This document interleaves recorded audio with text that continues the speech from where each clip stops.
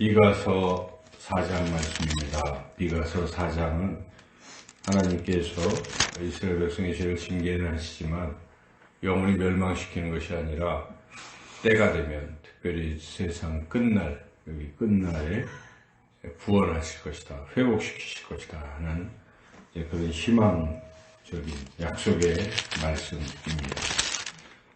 그런데 어떻게 하나님께서는 이스라엘 백성을 다시 구원하고 회복시키실 것인가, 그 방법을 우리가 생각해 봐야 하겠습니다. 그 두 가지, 크게 보면 두 가지인데, 성전에서 그 일을 행하실 것이다, 첫째. 그래서 여기 1절 한번 읽어보겠습니다.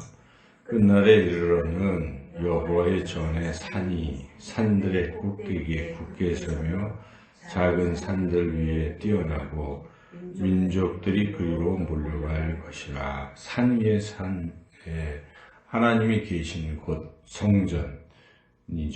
그 하나님이 계신 곳 여호와의 산, 거기서 구원이 이루어진다, 끝날에. 그래서 이 여호와의 산 성전, 이것은 오늘날 바로 하나님의 전은 교회를 말한다고 할 수 있겠습니다. 그래서 2절에도 곧 많은 이방 사람들이 가며 이르기를, 오라, 우리가 여호와의 산에 올라가서 야곱의 하나님의 전에 이르자. 하나님의 전, 이것은 오늘날 교회를 말합니다. 그래서 구약에서는 성전, 그게 신약으로 넘어가면서 교회로 이렇게 바뀌었습니다. 그것은 바로 우리 예수님께서 그렇게 하셨기 때문인데, 예수님께서 예루살렘 성전을 다 무너뜨리다 이렇게 말씀하시고, 사흘 만에 내가 일으키리라 이렇게 말씀하셨습니다. 그것은 예수님의 몸된 성전을 가리킴이라 이렇게 말씀을 하고 있기 때문에, 교회 성전은 이제 구약의 성전은 무너지고 예수님의 몸이 성전, 교회가 된 것이죠. 그래서 예수님의 몸이라는 것이 곧 교회를 말합니다. 그래서 우리가 이 교회 할 때는 교회의 머리는 예수님이고, 예수님의 몸은 교회다. 이런 말씀을 여러분이 신약성경에서 많이 들어보셨을 것입니다. 그렇게 이 교회가 바로 성전이다 하는 것이죠.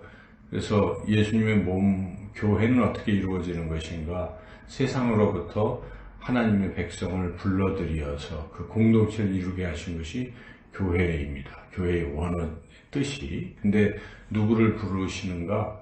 바로 예수 그리스도를 믿는 사람들, 예수님을 믿는 사람을 교인으로 하나님 부르시는 것이죠. 그래서 우리가 예수님 믿는 사람들의 이 모임, 교회가 곧 끝날에 이런 구원의 역사가 일어나는 곳이다 하는 것을 우리가 잊으면 안 됩니다. 교회가 참 소중한 곳이죠. 하나님은 교회를 구원의 어떤 그 방주로 삼으신 것입니다. 그래서 어떤 교회는 이름을 방주교회라고 하는 교회도 있어요. 그래서 노아 시대에 세상 사람들은 다 홍수로 죽었지만 그 방주에 들어갔던 노아의 세 아들과 며느리들은 살아났지 않습니까? 또 암수 두 쌍씩 그 정결한 짐승들도 다 그 방주에 있었기 때문에 구원을 받은 것입니다. 그래서 우리가 교회가 구원의 방주다 하는 생각을 잊어서는 안 됩니다. 우리는 교회를 통해서, 예수님을 믿음으로 교회를 통해서 믿음이 좀 굳건해지게 되고, 믿음을 잃지 않고, 어제도 말씀을 전했지만은 이 믿음이 자꾸 타락하는 사람들의 특징은 점점 게으르고 나태하고, 나중에 무관심하고, 그 다음 단계는 모이기를 싫어하고 결국 교회를 떠나게 되어서 구원에서 떨어져 나간다 하는 그것이죠. 그 히브리서 기자가 지적한 말씀인데, 오늘 말씀도 공교롭게도 이 교회, 하나님의 전 성전에 모여야 구원받는다. 끝날에 이렇게 이리로 몰려왔을 때 이들이 구원을 받게 된다는 것이고, 이제 두 번째, 구원은 어떻게 이루어지는 것인가? 말씀을 통해 이루어진다는 것입니다. 교회 오기는 왔는데 하나님의 말씀이 선포가 되지 않고 교회가 또 하나님의 말씀을 듣지 아니한다면 구원은 또 이루어지지 않는 것이죠. 그래서 오늘 본문을 계속 2절을 같이 한번 읽겠습니다. 곧 많은 이방 사람들이 가며 이르기를 오라 우리가 여호와의 산에 올라가서 야곱의 하나님의 전에 이르자 그가 그의 도를 가지고 우리에게 가르치실 것이니라. 우리가 그의 길로 행하리라 하리니 이는 율법이 시온에서부터 나올 것이요 여호와의 말씀이 예루살렘에서부터 나올 것이니라. 도, 율법, 여호와의 말씀, 바로 이 말씀, 하나님의 말씀이 성전에서, 교회에서 선포되고 그것을 들음으로써 그리고 믿음으로써 구원에 이르게 된다. 끝날에 심판 가운데에서도 구원받는 사람들은 있다는 것입니다. 다 멸망되는 것이 아니라 예수 그리스도를 믿는 사람, 또 그 믿음을 굳건하게 교회를 통해서 말씀을 들음으로 늘 젖만 먹는 것이 아니라 단단한 음식을 먹고 믿음이 성장하는 그런 사람들은 구원의 길로 가게 된다 하는 것이죠. 그래서 1절, 2절에 구원의 길은 교회와 하나님의 말씀에 있다 하는 것을 우리에게 분명히 깨닫게 해 줍니다. 그리고 3절부터는 이제 그 구원의 모습들, 이제 칼, 이런 무기들이 이 농기구로 바뀌고 또 전쟁이 일어나지 않고 하는 이런 평화의 그러한 모습, 또 하나님을 의지하는 이런 모습들, 그리고 6절부터는 이스라엘이 바벨론의 포로로 끌려갔지만 거기서 다시 돌아오게 되는 구원의 모습들, 그래서 남은 백성들, 남은 자들은 이제 영원히 구원받아서 영원까지 다스리게 될 것이다. 그런 말씀들이 계속 이어지고 있죠.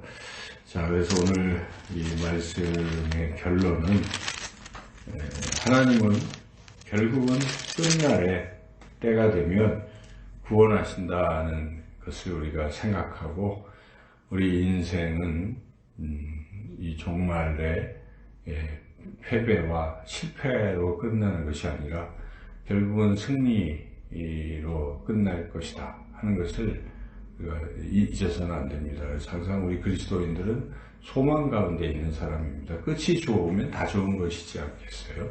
근데 끝이 나쁘면 다 나쁜 것입니다. 그 과정이 잘 됐다고 하더라도 맨 마지막에 최종적으로 잘못되면 그것은 잘 된다고 말할 수 없습니다.